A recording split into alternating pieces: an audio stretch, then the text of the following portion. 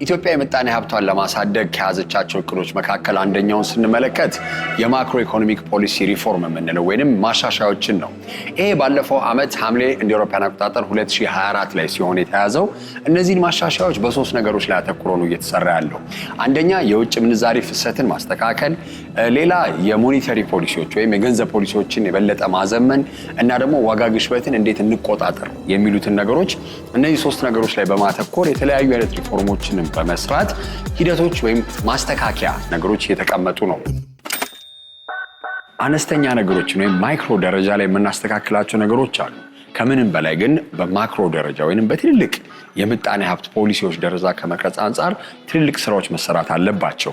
ለምን? የነሱ ውጤት ነው እየወረደ መጥቶ ቀን ተቀን የምናደርገውን ግብይት የምንበለው የተለያዩ አይነት ስራዎችን ለመስራትም ኢንፍራስትራክቸሩን ወይንም ስርዓቱን የሚፈጥረው የማክሮ ኢኮኖሚክ ሪፎርም ስለሆነ ነው። ኢትዮጵያም እንግዲህ እንደ አውሮፓውያን አቆጣጠር 2024 ጁላይ ላይ ወይንም ሐምሌ ባለፈው ዓመት ላይ የጀመርነው የተለያዩ አይነት ማሻሻያዎች አሉ። እነዚህ ማሻሻያዎች ግን ዓላማቸውን ስንመለከት አንደኛ ዋናው ትልቁ የነበረው ውጭ ምንዛሪ ፍሎት መደረጉ ነው። ዋጋ ሴት ማድረግ በዓለም ደረጃ ለማንም ሀገር ተሳክቶ አያውቅም። ዋጋ ሴት ስናደርግ ምን ይከተላል? እቃው ይጠፋና በኮንትሮባንድ መሸጥ ይጀምራል ማለት ነው። የዶላሩ ከዚህ ጋር የተያያዘ ነገር ነበረ። ልክ መንግስት $1 57 ነው ሲል በብላክ ማርኬት ወይ በትይዩ ገበያ በሚባለው እኮ እናውቀዋለን ከ100 ብር በላይ ነበር የሚሸጠው አይደል? እዛ ላይ 100 ብር ነው፣ እዚህ ላይ 50 ብር ሲሆን የታወቀ ነገር ነው። ምን ይከተላል? ልክ ቅድም እንዳልነው ላፕቶፕ ይጠፋል እንዳለው ዶላሩ ጠፋ። ያ ማለት ግን ኢትዮጵያ ውስጥ ዶላር ጠፍቶ አይደለም። የጠፋው የነበረው የዛኔ ፎርማል ማርኬቱ ላይ ነው እንጂ እውነት ለመናገር የፈለገ ሰው ትይዩ ገበያው ላይ ከሄደ የፈለገውን ገንዘብ ማግኘት ይችላል። ያ ማለት የዛኔ የጠፋው ዶላር አይደለም። የጠፋው ምንድነው? ዋናው ገበያ ላይ ፎርማል ሊጋል ህጋዊ የተባለው ገበያ ላይ ነው የጠፋው። ከዚህ ጠፍቶ እዛኛው ውስጥ ገባ ማለት ነው። ልክ ላፕቶፑን 500 ብር ስናደርገው ሱቆቹ ላይ ፎርማል ይጠፋና ባክግራውንድ ውስጥ ይገባል አይደል? ልክ እንደዛው ነበረ። ይሄ በጣም አስፈላጊ እንዲያውም የዘገየ አይነት እንትን ነበረ፣ የህግ ማዕቀፍ ነበረ። ከብዙ ጊዜ በኋላ እንደዚህ ለማድረግ ይችላል። ያ ማለት እንደ ማንኛውም ሀገር ከኮማንድ ኢኮኖሚ ኮማንድ ከሆነው ፎሬን ኤክስቼንጅ ወደ እዛኛው ስንሄድ ምንም ችግር አይገጥም ማለት አይደለም። ሁሌም ወደ ትክክለኛው መንገድ ሂድ ስትባል መንገራገጫ አለ፣ ክብደት አለ። ለምሳሌ እኔ ወላጆቼ እየደገፉኝ ሁሉ ነገር እኔ እየሰጡኝ ምናምን ብኖር እና የሆነ ቀን ጠርቶኝ ከዛሬ በኋላ ራስ በምትሰራው ገንዘብ ራስ በምታፈራው ነገር ነው መኖር ያለበት ሲባል ክብደቱ ይመጣል፣ መጨናነቁ ይመጣል አይደል? የማይቀር ነገር ነው። የዛኔ ፎሬን ከረንሲውም ሊበራላይዝ ሲደረግ የነበረው ችግር የሚጠበቅ ነው፣ ግን ልናልፈው የምንችለው ነገር ነው። ችግሩ ነበረ፣ ግን የሚጠበቅ ነገር ነው። ኢትዮጵያ ወደዚህ መምጣቷ ከትክክል ካልሆነው ነገር ትክክል ወደሆነው ነገር ነው የመጣ ነው። ሌላ ደግሞ እንግዲህ አንድ የፋይናንስ ዘርፍ ላይ ያሉ የተለያዩ አይነት ድርጅቶች ወይ ተቋማት ኢትዮጵያ ውስጥ ብቻ ነበረ። በህግም ስርዓት ስንመለከተው አንደኛ ፋይናንስ ላይ መሳተፍ የሚችሉት ኢትዮጵያዊ ዜግነት ብቻ ያላቸው ሰዎች ነበሩ። አሁን ደግሞ እስቲ ውጭ ሀገር ለሚገኙ ወይም የውጭ ባንኮችን የውጭ ፋይናንስ ተቋማት ምን አይነት ስራዎችን መስራት ይችላሉ ኢትዮጵያ ውስጥ መጥተው የሚለውንም ነገር ክፍት ለማድረግ እየተሰራ ነው። የውጭ ባንኮች ይግቡ መግባት አለባቸው ከተባለ ቆይቷል። እንግዲህ ግን ምንድን ነበረ ችግሩ? ያላስተካከልናቸው እንደሌላው ሀገር እንደቀረው ዓለም እያስኬድ ነው ያልሆነ ነገር አለ። አንድ ነገር ግባ ስትለው ወደ ቤትህ ሌላው ቀርቶ እንግዳ እንኳ ወደ ቤት ስንጠራው ቤታችን ትንሽ እናስተካክለዋለን አይደል? እናሳምረዋለን። እንግዳ ከመጥራታችን በፊት ዋና ኢንቨስተሮችን ከመጥራታችን በፊት አገራችን ልክ ለየቀረው ዓለም በሚሄድበት መልኩ ማስተካከል ነበረብን። የባንኪንግ ሊበራላይዜሽኑ ከፎሬክስ ሊበራላይዜሽኑ ጋር አብሮ የሚሄድ ነገር ነበር። እውነት ለመናገር ፎሬክስ ሊበራላይዜሽኑ ኮማንድ ላይ ቆሞ 157 ነው በግድ እያል ነው ብንላቸው አንድም ባንክም አይመጣም፣ ማንም ሊመጣ አይችልም። ምክንያቱም ከዛ ሲመጡ ዶላር ይዘው ነው የሚመጡት። በ100 ብር 110 ብር የነበረውን ዶላር በ50 ብር ሽጡ ልትላቸው ነው። ራይት ማይንድ ያለው ሰው ባንክ ወይም ሰው ሊመጣ አይችልም። ይህን ማስተካከሉ ትክክለኛ ነገር ነበረ። የፎሬክስ ሊበራላይዜሽኑ፣ የዶላር ሊበራላይዜሽኑ ከዛ ደግሞ ጋር የሚገናኝ የሞኔታሪ ፖሊሲ ማስተካከያ ደግሞ መጥቷል። በፊት እየተደረገ ያለው ነገር ምንድን ነበር? ባንኮች ይህን ያክል ማበደር አለባቸው፣ ይህን ያክል ማበደር የለባቸውም፣ ቦንድ መግዛት አለባቸው፣ ከዚህ በላይ መሄድ የለባቸው የሚባል ነገር ነበረ። አሁን ናሽናል ባንክ ራሱ ወዴት መጥተዋል? ኢንተረስት ልክ ማንኛውም ሀገር ላይ እንደሚደረገው ኢንተረስት ሬት ቤዝ ያደረገ ሞኔታሪ ፖሊሲ። ይሄ ምን ማለት ነው? ናሽናል ባንክ ለእንትና አበድሩ ለእንትና አታበድሩ አይልም። ኢንተረስት ሬቱን ሴት ያደርጋል። ይሄ ማለት ደግሞ ልክ አሜሪካ ላይ ፌዴራል ሪዘርቭ በየ15 ቀኑ በየወሩ እየመጣ ከዛሬ ጀምሮ ኢንተረስት ሬቱን 5 የነበረው 5.25 አድርገነዋል ሲሉ ሰምታችሁ ይሆናል። ብሉምበርግ ምናምን ላይ ሰምታችሁ ይሆናል። በዛ ደረጃ ብቻ ነው የሚወስነው። ያ ማለት ነው ኢንተረስት ሬቱን ከተወሰነ ባንኮች የራሳቸውን ማበደሪያ በዛው ልክ አጀስት ያደርጉታል። አጀስት ያደርጉት እየተወደደ ሲመጣ ብድሩ የተበዳሪው እየቀነሰ ይመጣል፣ እየቀነሰ ሲመጣ ተበዳሪው እየጨመረ ይመጣል እንጂ አበድሩ አታበድሩ አይልም። አንድ የሀገር ፋይናንስ ዘርፍን ክፍት ስናደርግ ሁሌም የሚጠየቀው ጥያቄ አለ። እኛም ሀገር ላይ በርካታ የትኛውም የዘርፍ እንደው ክፍት ሲደረግ ለውጭ ትልልቅ ድርጅቶች መጥተው ውድድር እንዲደረግ የኛ ሀገር ድርጅቶች ወይም የኛ ሀገር የፋይናንስ ተቋማት ምን ያህል ጠንካራ ናቸው የሚለው ነገር ጥያቄ ውስጥ ይገባል። ምክንያቱም ስናስበው እኛ ሀገር ላይ ያሉ ባንኮችን ስናይ ከተወሰኑት ውጪ አንደኛ የጥሬ ገንዘብ አቅማቸውን ስንመለከት፣ የቀን ተቀን ግብይት ቮሊዩማቸውን ስናይ፣ አመታዊ ተርኖቨር የሚባለው እነዚህ ትልልቅ ማመላከቻ ነጥቦችን ስናይ እንደው የውጭ ባንኮች መጥተው ቢሰሩ ምን ያህል ጠንካራ ናቸው የሚለውን ነገር እንድጠይቅ ያደርገናል። ተዘጋጅተናል፣ ጊዜው በቂ ነው ምናምን የሚባል ነገር ነበረ። ጥያቄው እንደ ጥያቄ ጥሩ ነገር ነው፣ ግን ለስንት ዓመት ነው የተዘጋጀ ነው? ለ50 ዓመት እኮ ነው የተዘጋጀ። ስለዚህ እስከዛሬ ካልተዘጋጀን ካሁን በኋላ 50 ዓመት ነው ወይ መጠበቅ ያለብን? ሊሆን አይችልም። መዘጋጀት ከነበረብን እንግዲህ የተለያዩ መንግስታት መክፈታችን አይቀርም፣ ኢንክሉዲንግ የኢህአዴግ መንግስት ጨምሮ መከፈቱ አይቀርም። ኢቭን ጠቅላይ ሚኒስትር መለስ ዜናዊ ዓለም መድረኮች ላይ ለአሁን ነው እንጂ የምንከፍተው ፎሬቨር አይደለም ሲሉ ሰምተናቸዋል። ስለዚህ መንግስታት ዘግተነዋል ሲሉ ፎሬቨር አልነበረም፣ የሆነ ጊዜ እንደሚከፈት ይታወቅ ነበር። ያ ማለት ባንኮቹም ባንክ አካባቢ ያሉ ሰዎችም እንደሚከፈት ያውቁታል። ያ ማለት ዝግጅት እያደረጉ ነው ብለን እንጠብቃለን። ስለዚህ ለግማሽ ምዕት ዓመት ትልቅ እድል ተሰጥቷቸዋል። ስለዚህ ኦልሞስት በቅቷል ልንል እንችላለን።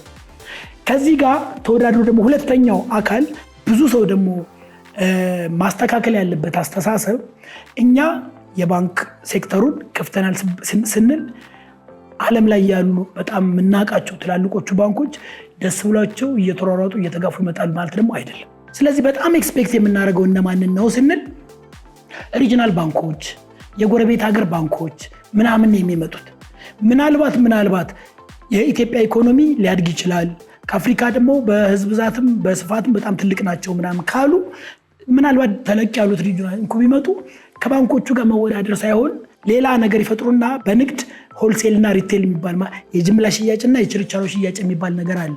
በባንኪንግም ዘርፍ ጅምላና ችርቻሮ የሚባል ነገር አለ።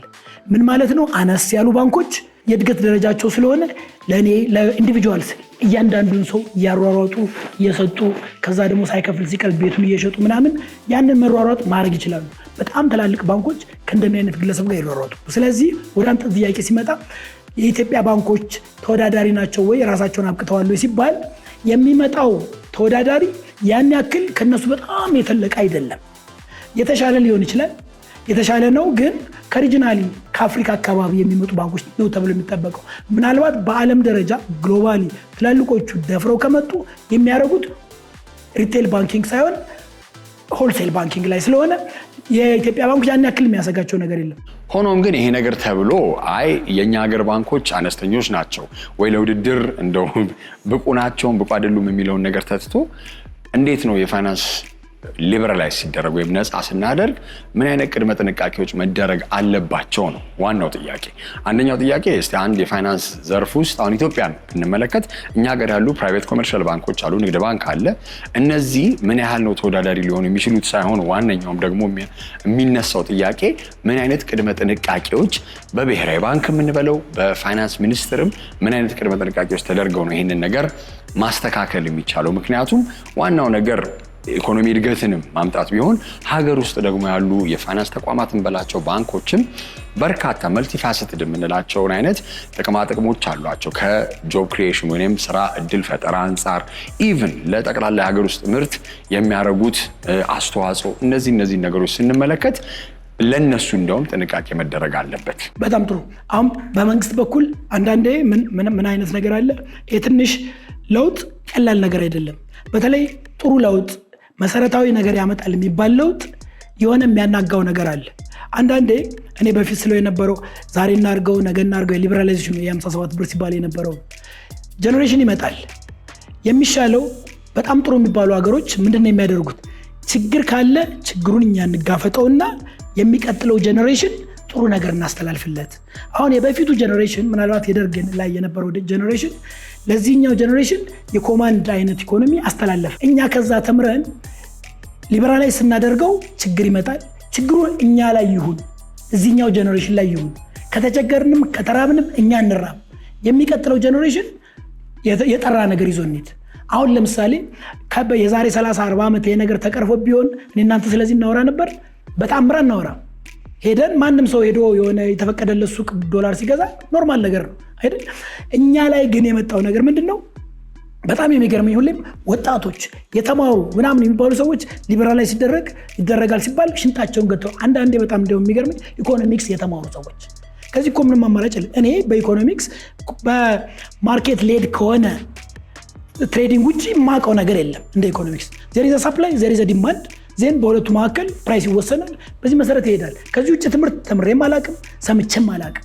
ምን እንደሚከራከሩም ብዙ ጊዜ ሊገባኝ አይችልም። ኢቨን ኢኮኖሚክስ የተማሩ ሰዎች። ዓለም በአሁኑ ጊዜ በጣም የዘመነ ሂደት ላይ ነው ያለችው። ለዚህም እድገት እንግዲህ አንድ ትልቅ አስተዋጽኦ ያደርጋል ተብሎ የሚታሰበው ቴክኖሎጂ ነው። ከቅርብ ጊዜ ወዲህ ደግሞ አሁን በጣም ትልቅ ሃይፕ ወይንም በጣም ብዙ ወሬ የሚነሳበት አንድ ዘርፍ አለ። ይሄም ዘርፍ ፊንቴክ ነው። ፊንቴክ ሲባል እንግዲህ አንዳንዴ እኛ ሀገር ላይ ድሮ ያው ብር ይዘን ሄደን ግብይት እንፈጽማለን፣ ብራችን እንከፍላለን፣ ወይ ምርት እንገዛለን፣ ወይ አገልግሎት እናገኛለን። አሁን ግን ያ ነገር በጣም እየቀረ መጥቷል። አብሶ አዲስ አበባ ውስጥ አሁን ካሽ ይዞ የሚንቀሳቀስ ሰው በጣም እየቀነሰ፣ ወይ በኤቲኤም ካርድ በፖስት መሽን ማድረግ እንችላለን፣ ወይ ሞባይል ባንኪንግ፣ ቴሌብር፣ የተለያዩ በርካታ አማራጮች አሉ።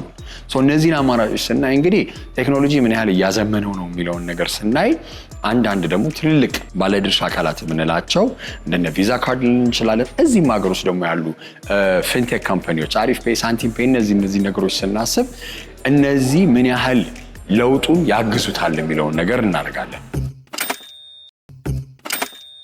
ቪዛ ካርድን ስንመለከት እንግዲህ በጣም ለረጅም ጊዜ በትልልቅ ባንኮች ጋር የተለያዩ አይነት ስራዎችን ሲሰራ ከዛም ደግሞ ጎን ለጎን የኛን የፋይናንስ ዘርፍ ብቻ ሳይሆን በአጠቃላይ አፍሪካ ዓለም አቀፍ የሆኑ የካርድ ሰርቪሶችን ብቻ ሳይሆን ሌሎችንም ፋይናንሻል ሰርቪሶችን ሲሰጥ ቆይቷል። ይህንን ታዲያ ለማስረዳት ከቪዛ ካርድ ካንትሪ ዳይሬክተር አቶ ያሬድ እንዳለ ጋር አጠር ያለ ቆይታ ይኖረኛል። ኢትዮጵያ የምጣኔ ሀብት እድገቷን ለማረጋገጥ የተለያዩ አይነት የማክሮ ኢኮኖሚክ ፖሊሲ ሪፎርሞች ወይም ማሻሻያዎችን እያደረገች ነው።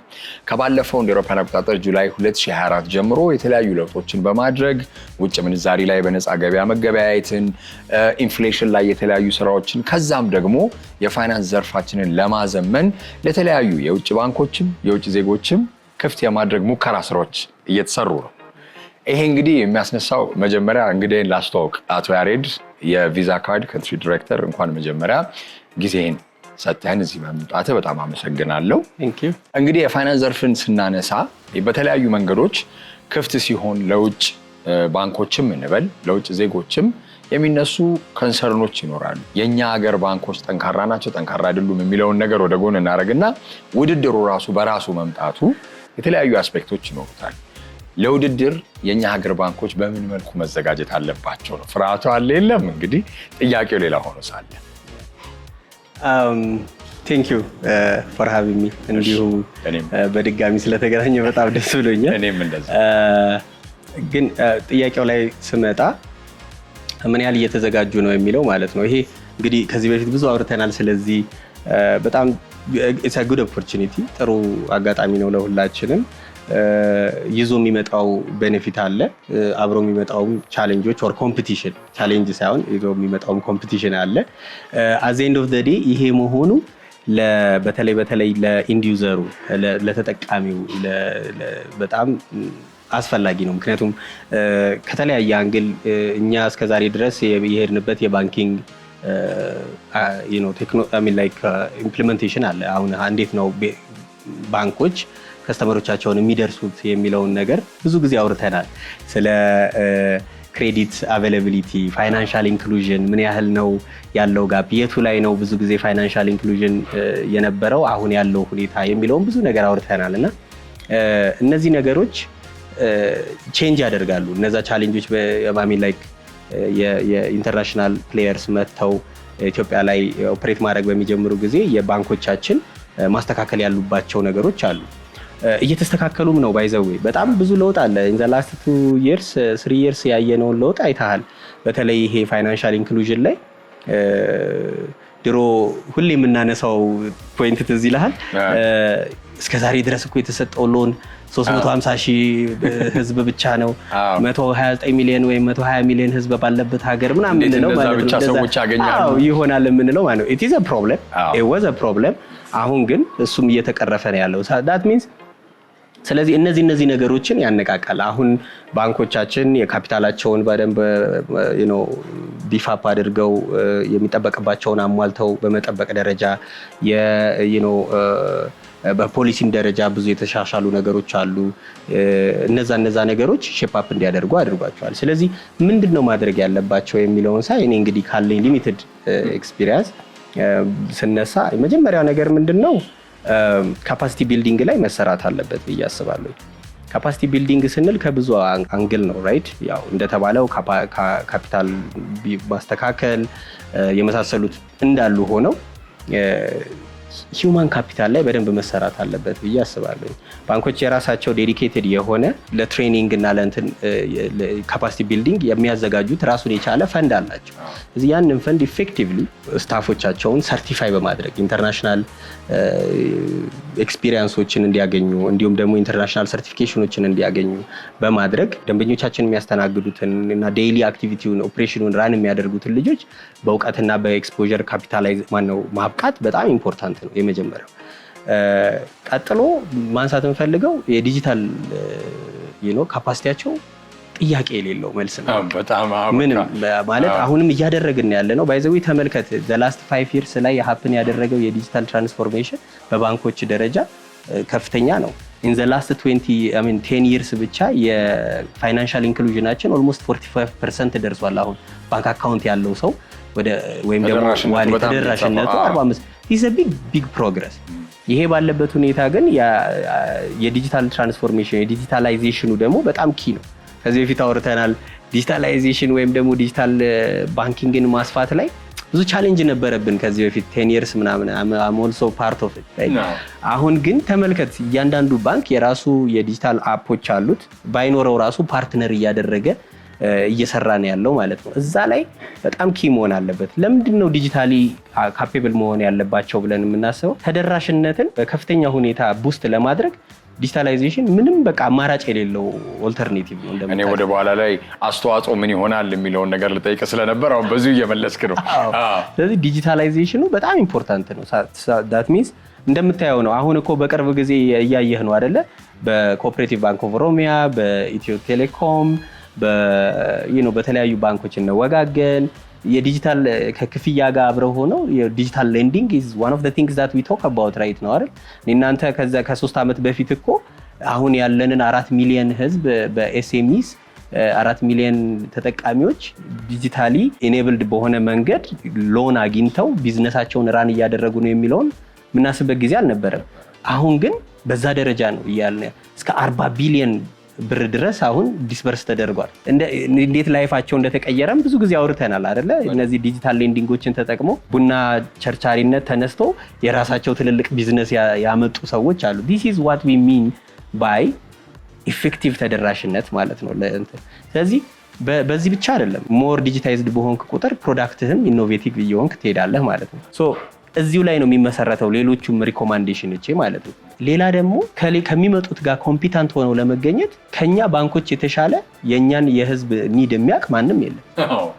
ስለዚህ ፕሮዳክቶችን ለኛ ህዝብ ለኛ ተጠቃሚዎች በቂ በሆነ ልክ አሁን እያደረግን እንዳለ ነው ማለት ነው። ዲጂታል ሌንዲንግ ምናምን እያልን እንደምንሄደው ለኛ ተጠቃሚዎች ዳውን ላሉ ሪች ለምናረጋቸው ብዙ ባንኮች አሁን ሚሊየንስ ኦፍ ከስተመር አሉኝ ይላል። ሚሊየንስ ኦፍ ሎን ተበዳሪ አለኝ ብሎ ግን ለማውራት ብዙ አይደለም አይደል?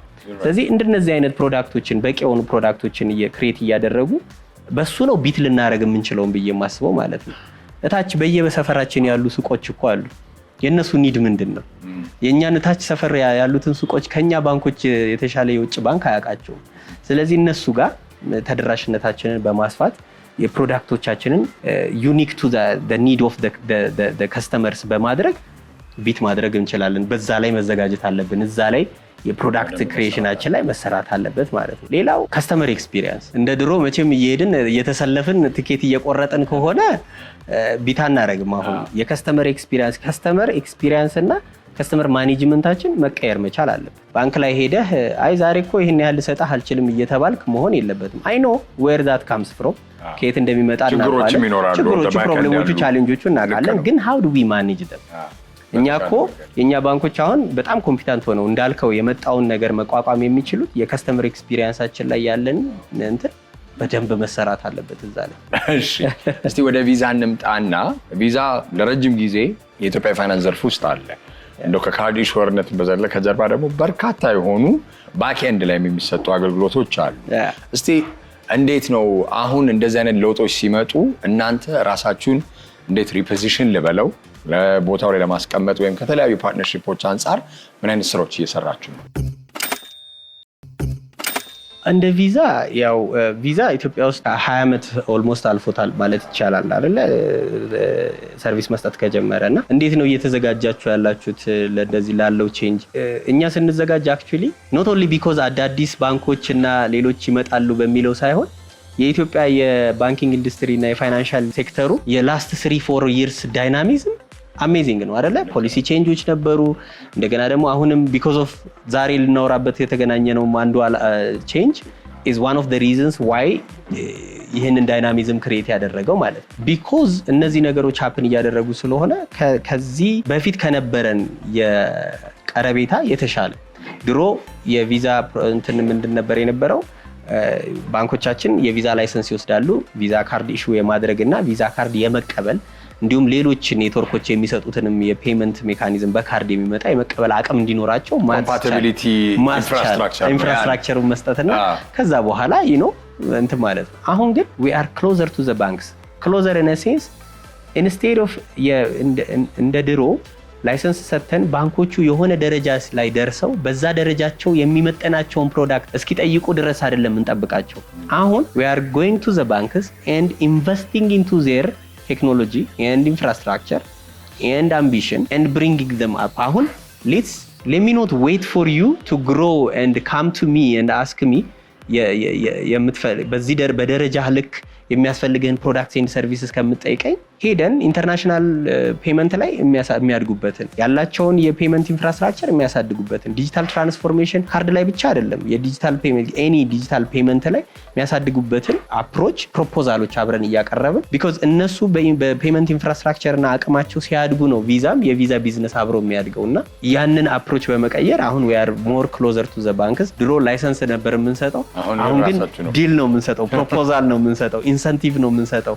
እንዲሁም ደግሞ እነዚህን ፕሮዳክቶች አብረን እናሳድግ ነው የምንለው። ኢንስቴድ ኦፍ ኢንፍራስትራክቸሩ አድጎ እዛ ደረጃ ላይ ደርሶ ኦኬ አፍሉዌንት ከስተመሮችን ማኔጅ የማደርግበት የአፍሉዌንት ፕሮዳክት አለ ወይ ቪዛ ብለው እስኪጠይቁኝ ድረስ ሳይሆን የምጠብቀው ከስተመሮቻቸው የሚያስፈልጋቸው ፕሮዳክቶች አሉ። ለምሳሌ አሁን የኛ ቪዛ ሲግኒቸር የሚባለው ፕሮዳክት አፍሉዌንት ከስተመር ብዙ ትራቭል ለሚያደርጉ አፎርድ ለሚያደርጉ $20 በላይ ስፔንድ ለሚያደርጉ ሰዎች የሚሰጥ ካርድ ነው።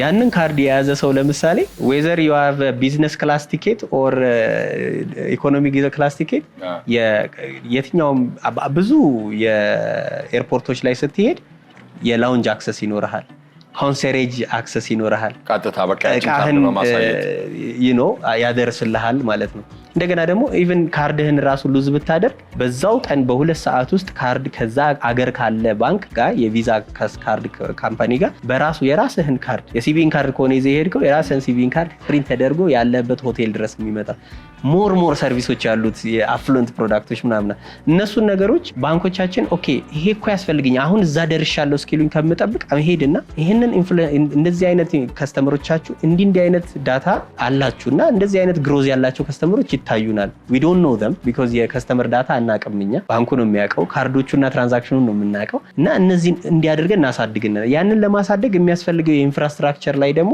ባንኮቹ ብቻቸውን ኢንቨስት እንዲያደርጉ አንጠብቅም። we will invest into that infrastructure together. We grow their business and then we grow our business together ማለት ነው። ስለዚህ በዛ ደረጃ ነው እያደረግን ያለ ነው ማለት ነው። በጣም አሪፍ። እንደው ከባንኮቹ ጋር ይሄን ያህል አይነት ነገር አለ። እስቲ እናንተ ኮሬ B2B የምትለው ወይ ቢዝነስ ቱ ቢዝነስ ቢሆን ሞዴላችሁ እንደው ቀጥታ የማህበረሰቡ ክፍል ጋር ለመድረስ እያቀዳችሁ ያላችሁት ነገር አለ እንደ ቪዛ? ለምን አገልግሎቱን ያው ከዘመና አይቀር እናንተም ቀጥታ ኢሹ የምታደርጉበት መንገድ ይኖራል? That's a good question.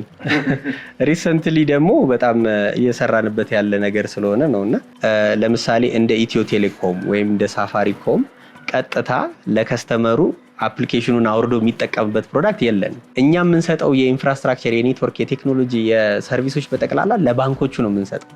ባንኮቹ ነው ያንን ቴክኖሎጂ በራሳቸው ብራንድ አድርገው ለከስተመር አድርገው ወደ ፎር ኤግዛምፕል ካርድ ቪዛ የቪዛ ካርድን ለከስተመር አይሰጥም። የሚሰጠው ማን ነው? ባንኩ ነው። ኮመርሻል ባንክ ኦፍ ኢትዮጵያ፣ አቢሲኒያ፣ ወጋገን all the banks that issue የኛን ካርዶች ማለት ነው እነሱ ናቸው የሚሰጡ። ስለዚህ B2B ቢዝነስ ነው ያለን እኛ የባንኮቹን የፔመንት ኢንፍራስትራክቸር ፕሮቫይድ እና ቴክኖሎጂ ፕሮቫይድ ማድረግ የፔመንት ቴክኖሎጂ ፕሮቫይድ ማድረግ ነው። የሬሚታንስ አቋማቸውን ከውጭ ሀገር የኛ ሀገር ባንኮች ተጠቃሚዎች የውጭ ሀገር ሄደው ትራንዛክት ማድረግ እንዲችሉ የክሮስ ቦርደር ትራንዛክሽናቸውን ማሳለጥ ነው። እንደገና ደግሞ ከውጭ ሀገር የሚመጡ ካርዶችንም ሆነ ሬሚታንሶችን እንዲቀበሉበት የሚችል ኢንፍራስትራክቸር መስጠት ነው። የኢትዮጵያን ባንኮች ከኢንተርናሽናል ገበያው ጋር የማገናኘት ስራ ነው የምንሰራው። ይህንን ስናደርግ ግን ዶሜስቲክ ላይም የቪዛ ካርዶች እንትን ይላሉ። የዶሜስቲክ ትራንዛክሽኑንም እናግዛለን አይደለ? ግን አንድ ያየነው ጋፕ አለ። ለምሳሌ እንዴት ነው ወደ ከስተመሩስ እንዴት ነው የምትጠጋው የሚለውን ለመመለስ ማለት ነው። ለምሳሌ ኢትዮጵያ ውስጥ ራይት ነው በቅርብ ጊዜ የወጣው ዳታ 18000 ሳምቲንግ አካባቢ የፖስት ማሽኖች ነው ያሉት። ኢትዮጵያ ያለነው እስከ 129 ሚሊዮን ህዝብ ሊሆን ይችላል ያለው የፖስት ማሽን መጠን ግን 17000 18000 ነው። እሱ ራሱ አንዳንዴ ይሰራል አንዳንዴ አይሰራም። ያሉን ቢዝነሶች አይ ነው እንደገና አለመስራትም እኮ አይደለም።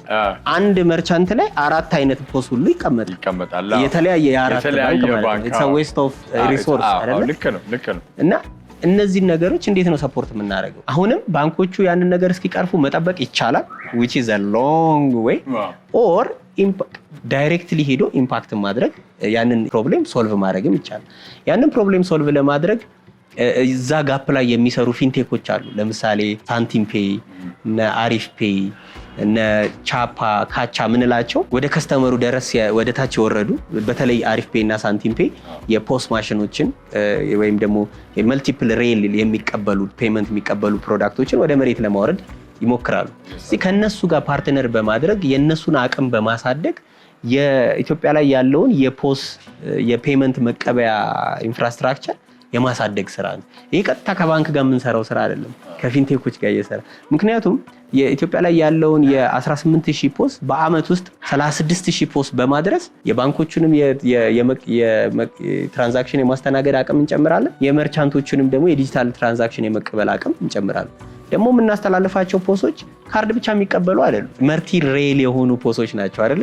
ዋሌት ይቀበላሉ፣ ኪዋር ኮድ ይቀበላሉ፣ የመሳሰሉት ኢንፍራስትራክቸሩ ለሁሉም የሚቀበል የማድረግ ስራ ነው የምንሰራው። ስለዚህ ዳይሬክትሊ ወደ ከስተመሩ የወረደ ስራ የምንሰራው እንደዚህ አይነቶቹን ነገሮች የባንኮቹን የፔመንት ኢንፍራስትራክቸር ቴክኖሎጂ አብሮ ከማሳደግ አልፎ ደግሞ መሬት ላይ ያለውን የፔመንት የመክፈልና የመከፈልን አቅምም ደግሞ ማዳበር ላይ እንሰራለን። ፖስት ማሽኖችን አብሮ እንዲያደግ በማድረግ ብቻም አይደለም፣ እነዚህ መሬት ላይ ያለውን የዲጂታል ፔመንት የመቀበልን አክሴፕት የማድረግን አቅም የሚያሳልጡ ፊንቴኮችን ሰፖርት በማድረግ ሜንቶር በማድረግ ፓርትነርሺፕ እንዲኖራቸው ከኛ ጋር በማድረግ ከኛ ጋር ብቻ ሳይሆን ከኛ ፓርትነሮች ጋር እንዲኖር በማድረግ አብረን እንሰራለን። ታስታውሳለህ VEI የሚለውን ፕሮግራም ቪዛ ኤቭሪዌር ኢኒሺየቲቭ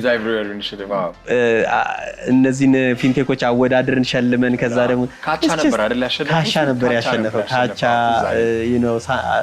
ስማይል ፔይ እንዲሁም ደግሞ ላኪ ፔይ ምናምን ነበሩ የነበሩት ማለት ነው። እነሱን እንደዛ በማብቃት መሬት ላይ ያለውን እኛ እንደ ቪዛ መሬት ታች ያለውን ነገር ሶልቭ ማድረግ ቀጥታ ባንሄድ እንኳን በእነዚህ ፊንቴኮች ሁሉንም ነገር መስራታቸው አሁን ፓርትነርሺፕ ጊዜ ነው አይደለ? ፓርትነር እያደረገ ወደ መሬት የምናወርድበት ነው ማለት ይሄ ነው። ወደ ቀጥታ ጠንከር ብለው ያው ኮምፒቲሽን ሁሌ ጥሩ ነው። ውድድር አሪፍ ነው። ውድድር ሲኖር ነው ፈጠራም የሚኖረው ኢኖቬሽን የሚኖረው። ስለዚህ ጥሩ ጅማሬ ነው። እንግዲህ በጣም አመሰግናለሁ ያሬድ ለቆይታችን። ቴንክ ዩ ጊዜን ስለሰጣል። ቴንክ ዩ አመሰግናለሁ። የዛሬው ሃሽታግ ሽቀላ ይህን ይመስል ነበረ። አስተያየትና መልከታዎቻችሁን በሰማያዊ ታስፍሩት ላኩልን። በሚቀጥለው ሳምንት እስከምንገናኝ መልካም ጊዜ፣ መልካም ቆይታ።